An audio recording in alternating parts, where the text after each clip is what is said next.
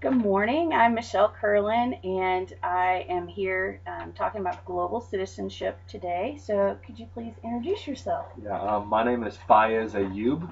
I am the pastor of outreach at a church in Brevard County, First Baptist Merritt Island, and that job just basically means that I oversee our church engaging our community and the world. So I have to do local and global, and so we're learning how to engage all sorts of different parts of the world, from Africa, Central Asia, lots of the Muslim parts of the world, um, and Europe and parts of that. So that's a quick summary of my job. All right, great. Thank you.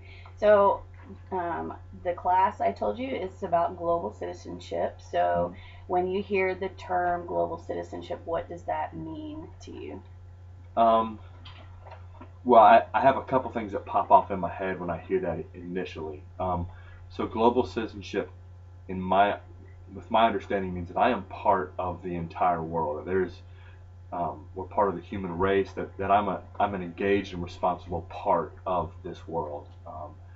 It has some good connotations and bad connotations in my mind, but that would be the quick summary of what I would say would be the term global citizen. Is I'm a citizen of this world, not just my city or my state or my country, but of the world. Okay.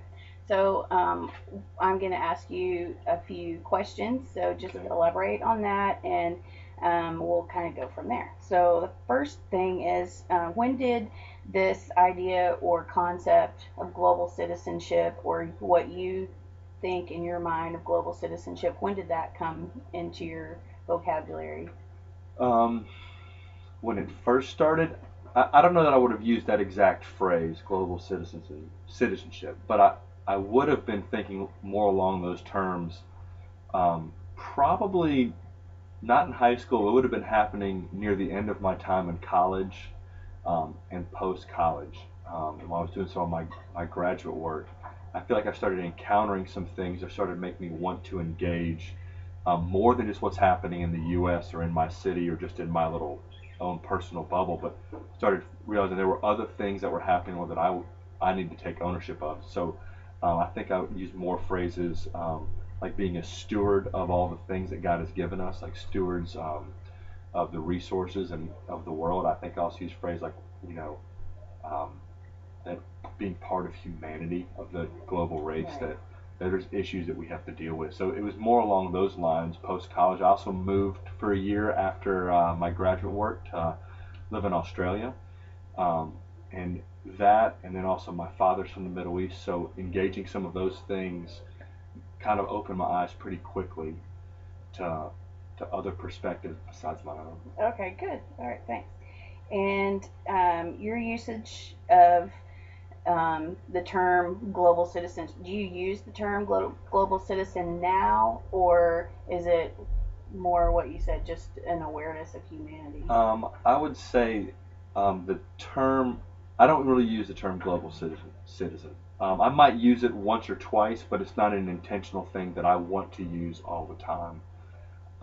The term that I would use, as a pastor, would be that we're stewards of the resources God's given us, and that we're also representative to make sure that justice and right things are happening around the world. So we want to address things like poverty or water or human trafficking. We also, need to understand that there's a way that we treat our fellow humans that isn't just about me and my good and the good of my people, but it's for the good of all humanity. So I think instead of terms, I mainly use sentences or Okay. paragraphs. Okay, so if we take away the word global, what does citizenship mean to you? So when I hear the term citizen, I think a couple things. I think one means that I'm part of a community. That I am here. If you just say I'm a citizen, I normally say of what. And so if I'm a citizen of this city, I think I live in this area. I'm a part of this. I'm responsible for this area, but I also answer to the people that are over this area. I have rulers that are over me. Okay, all right. And what do you think created this idea that we're what we're calling global citizenship here, Yeah. and you call it something a little bit different? But what made you um, begin thinking about those outside of our area? You say you lived in Australia, and Lived in your Australia. dad's from the Middle East. So, Yeah. are anything besides those things that really made you start thinking about the big global picture? Yeah, I think for me, working at a church and being in a church is one of the things we talked about a lot. Is what's happening in this part of the world, what's happening with these people. There's so much. Well, it's very easy in the U.S. to kind of be focused, and news didn't help me do that, and, and my schools never really talked much about it. What mainly talked about it was church. We would say, hey, I'd be exposed to a mission that would come over, and I would see pictures of poverty or pictures of this, and I'm like, hey, man, how do we help that? What are we supposed to do with that? And so it caused this major struggle in me. Like, I have so much, and they're living off of less than $2 a day. That's a pretty significant struggle. So I think those are the things for me that that first kind of caused that and exposed it. When I lived in Australia for a year, it magnified it. Not because there was major poverty, although there was poverty in Australia, but because I was living in a different culture with a different perspective for a year. So I had time to actually not just taste it, but I was immersed in it for a year to kind of learn it. Also, spending a couple months in Jordan caused a shorter immersion, but a little more radical, shocking immersion. So those things right there kind of awakened me to other perspectives. Okay, all right.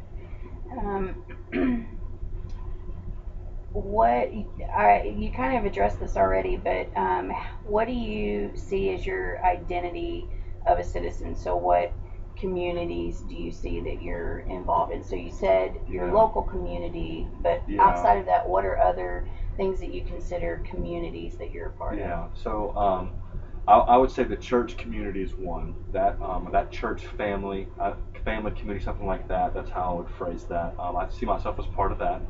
I do see myself in a much smaller thing. I would say the family is a type of community, and then I do see my city as in this area, this county seems like it is a community that I'm a part of, that I have a responsibility for, and I really do extend it out. I do feel responsible in the state of Florida and in the country of the U.S., and then from that point I move out to the world. So I would see myself as a citizen of all of those things, just moving out.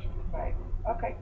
And um, in, instead of the term global citizen, um, you said earlier that you would use more of a phrase or a sentence to describe it. Yeah. So why would you, instead of using global citizenship, why what are your thoughts on global awareness, global people, member of the human Yeah. family? Are those Yeah. anything that I like those. I think the struggle for me is um, I feel hang-ups with each term. So when I say I'm a part of the human race, I think that does communicate like, hey, there's a unity with us, but I don't think it communicates the responsibility that I wanted to communicate. And that's a piece of citizenship that I like. I like that idea that, hey, it's not just that I live here and we all live in the same geographic region. There's actually a responsibility that I have for what happens here, that I have to take. The part that I don't like, and people could say this is a misunderstanding, but I do think that the term citizen communicates this, and you can try to change that definition. It just communicates in people's mind there is a government. And so the part that is a struggle for me is, well, who is that? And so it makes it a little murkier when I get further out past there's someone in charge, and so I don't know who that is and how that would work. And so that would cause a little hesitancy with me with the term global citizen. I don't think that's going towards a one world government. I'm not saying that, but I am saying um, if I'm a citizen of a country, there's someone I'm submitting to. And it's not just we all agree to get together and consider each other. There's someone I submit to. Same thing with the city. Same thing with my HOA. yeah. And so yeah, that's my only hesitancy. But everything else that I'm looking to communicate. I have responsibility. I have ownership. Um, I need to think about more than myself in the decisions that I make. And so some people think that the idea of citizenship should be restrained to just state or national government. So, how do you feel about Do you think that Um, it should have limitations or? I think that depends on that one hang up I have is that ruling thing. Mm, So I do have a problem with a body that would be ruling, that would be telling other countries what to do. I have a problem with okay. that. I think in the end, I still am responsible for us.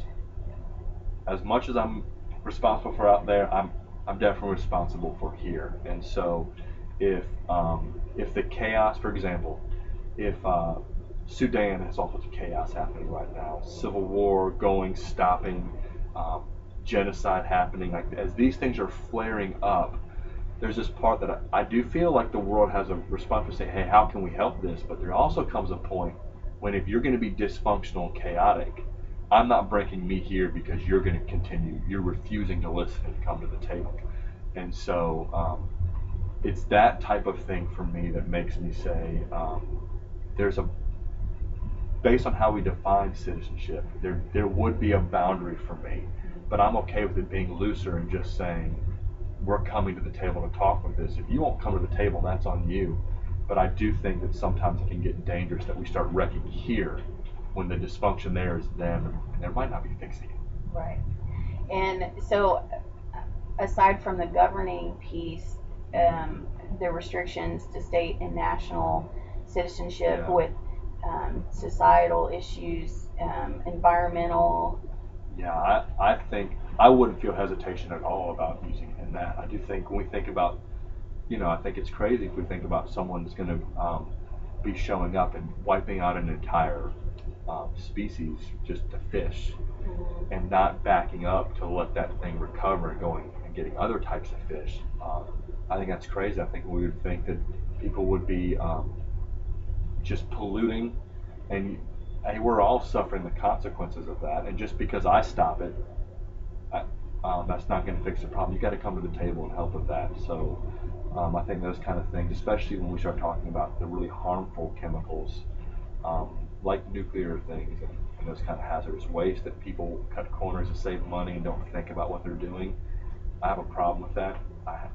I also think that when we look at like the water issue around the world and the hunger issue around the world, um, I think that's an issue that we should come to the table and try to figure out what to solve. And I do think we think about the oppression that's happening around the world and the abuse of humanity. Um, when children are being trafficked, with even any kind of the human trafficking thing and the sex trade, I think those kind of things are just, they're awful. And um, I think we do have a responsibility to engage that in a way. They're complicated. We have a responsibility to engage that, when especially extreme poverty. All those things are so related that I think we have a responsibility to engage that responsibly in a way that actually helps. Okay. All right.